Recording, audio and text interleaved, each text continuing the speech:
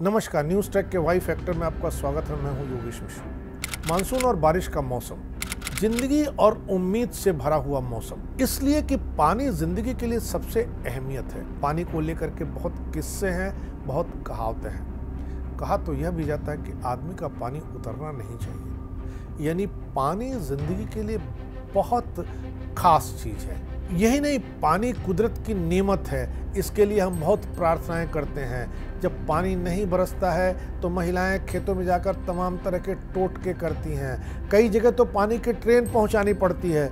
कई जगह पूरा दिन महिलाएं पानी लाने में ही अपना खर्च कर देती हैं। जहाँ बरसात नहीं हो रही जरा उनसे पूछिए, लेकिन हम तो इंसान हैं, हर चीज़ को बर्बाद करना हमारी फितरत है। कुदरत की इसी नेमत को हमने अभिशाप बना दिया। सिर्फ उत्तराखंड और हिमाचल प्रदेश के पहाड़ों के लिए नहीं, बल्कि बड़े बड़े चमचमाते मेगा शहरों के लिए भी। देश की राजधानी दिल्ली हो या आर्थिक राजधानी मुंबई, रईसों की नगरी गुरुग्राम हो, एजुकेशन हब पुणे हो या हाईटेक राजधानी बेंगलुरु या फिर दक्षिण का केंद्र चेन्नई, सब के सब मेगा शहर पानी से पनाह मांगने लगे हैं। बाढ़ ने इन शहरों को अपने आगोश में ले लिया है। इन शहरों में बरसात के पानी ने बाढ़ का रूप ले लिया है और ये शहर बरसात के इन दिनों में बिहार और असम का स्वरूप लिए हुए दिखने लगे हैं। दिल्ली, मुंबई और पुणे में आई बाढ़ को क्या कहेंगे? दिल्ली में लोग पानी में डूब के मर जाएं। क्या पहले ऐसा सुना था? लुटियंस की दिल्ली में रहने वाले सांसद मदद के लिए ट्वीट करने लगे। क्या ऐसा होता था? गुरुग्राम की आलीशान कॉलोनियों में नाव चलने लगे। क्या कभी सोचा था पुणे शहर ठप पड़ जाए? क्या कभी कल्पना की थी? क्या हो गया हमारे शहरों को? क्या हाल कर दिया हमने इनका? अब तो शहरों के लिए बाढ़ एक सालाना घटना बन चुकी है। हर मानसून में हर शहर का डूब जाना एक हकीकत भी है और एक डरावना सच भी। हर मानसून मुंबई के लोगों को 26 जुलाई 2005 के उस भयानक दिन की याद दिलाता है जब इंसानों की हरकतों और प्रकृति ने मिलकर तबाही मचाई थी। 1000 से ज़्यादा लोगों की मौत हो गई थी और अनगिनत दुखों के निशान रह गए। लेकिन अगर आप सोचते हैं कि 19 साल में मुंबई ने अपनी गलती को सुधार लिया तो आप सरासर गलत हैं। मुंबई अपनी गलती में और इजाफा करती चली आ रही है। 2005 में मुंबई में 900 मिलीमीटर बारिश से तबाही मच गई थी, जबकि 2024 में बमुश्किल 300 मिलीमीटर की बारिश हुई और इस बारिश से इस मेगा सिटी के कम से कम 1/3 हिस्से में 19 साल पहले जैसा हाल कर दिया। लोकल ट्रेन, स्कूल, कॉलेज, बाजार, ऑफिस सब बंद हो गए। फायर ब्रिगेड और पुलिस को लोगों से बचाना पड़ा। पुणे जिसे कभी स्मार्ट सिटी कहा जाता था, जिसे स्टार्टअप का हब कहा जाता था, वहां लोगों को बचाने के लिए सेना को उतारना पड़ा, नाव चलानी पड़ी। बारिश से इकट्ठे हुए पानी ने न केवल बाढ़ की शक्ल अख्तियार कर ली, बल्कि समूचे पुणे को ठप कर दिया। 2010 में पहली बार राष्ट्रीय आपदा प्रबंधन प्राधिकरण ने शहर की बाढ़ के संकट को पहचाना, कदम सुझाए, क्या करें और क्या न करें की लिस्ट बनाई। बीच बीच में कितनी ही कमेटियों और आयोगों ने शहरों के लिए सुझाव दिए, लेकिन नतीजा क्या हुआ? 2024 हमारे सामने है। दिल्ली, मुंबई, पुणे बद से बदतर हुए हैं। बाढ़ के मामले में वो असम और बिहार बन चले हैं। दक्षिण का हाल देखिए, 2021 में सिर्फ दक्षिण में ही 5 राज्यों के 30 से ज्यादा शहर बाढ़ से प्रभावित हुए हैं। जुलाई 2014 में अपने पहले बजट भाषण में तत्कालीन वित्त मंत्री अरुण जेटली ने 100 शहरों को स्मार्ट सिटी के रूप में डेवलप करने की बात कही थी। उस समय अरुण जेटली ने कहा था कि अगर इन शहरों को स्मार्ट सिटी के तौर पर डेवलप नहीं किया गया तो ये शहर वहाँ के बाशिंदों के लिए रहने लायक नहीं रह जाएंगे।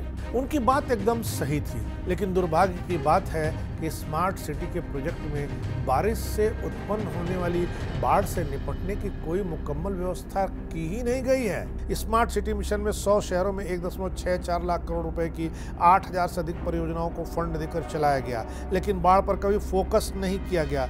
कोई शहर स्मार्ट बना नहीं, यह अलग मसला है। दरअसल हमने कभी खराब प्लानिंग और जीरो प्लानिंग को शहर की बाढ़ का कारण नहीं माना। हम लगातार प्रकृति को दोष देते आए।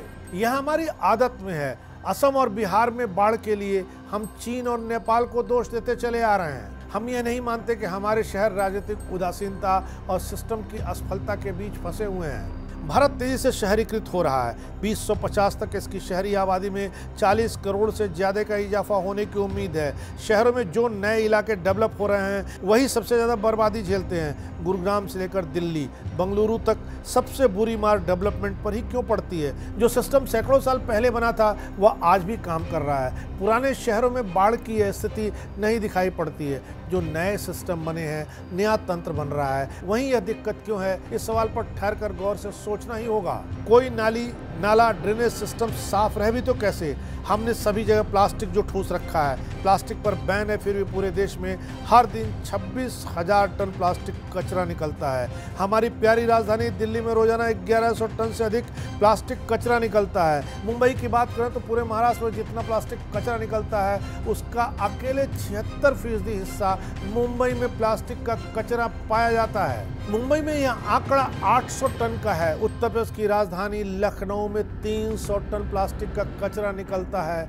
हद तो यह कि अयोध्या जैसे शहर में भी रोज 35 टन प्लास्टिक का कचरा इन दिनों पाया जा रहा है। पानी, बरसात कुदरत की नेमत है, बाढ़ हमारी करनी है। मनाली और रुद्रप्रयाग से लेकर दिल्ली, मुंबई तक सभी जगहों को हमने बर्बाद किया है। भले ही हम अपना ढिढोरा पीटें, अपने IIT, IIM, IAS पर सीना चौड़ा करें, लेकिन सच्चाई दिल्ली के भीड़ भरे मोहल्लों की कोचिंग में आई बाढ़ और युवाओं की मौत ही है। बेसमेंट में बाढ़, सड़क और जल भराव और उसमें करंट। आखिर हम किन स्थितियों में आज जी रहे हैं? हमारे हालात आज क्या हैं? क्या हमारी आज यही नियत रह गई है? हम अपने नेताओं, नियोजकों और हुक्मरानों को चाहे जितनी लानत भेजें कि तुम चुल्लू भर पानी में डूब मरो, तुम्हारे चलते इन हालात को झेलने के लिए हम अभिशप्त हैं, लेकिन मोटी चमड़ी वाले कभी इस पर गौर नहीं करेंगे।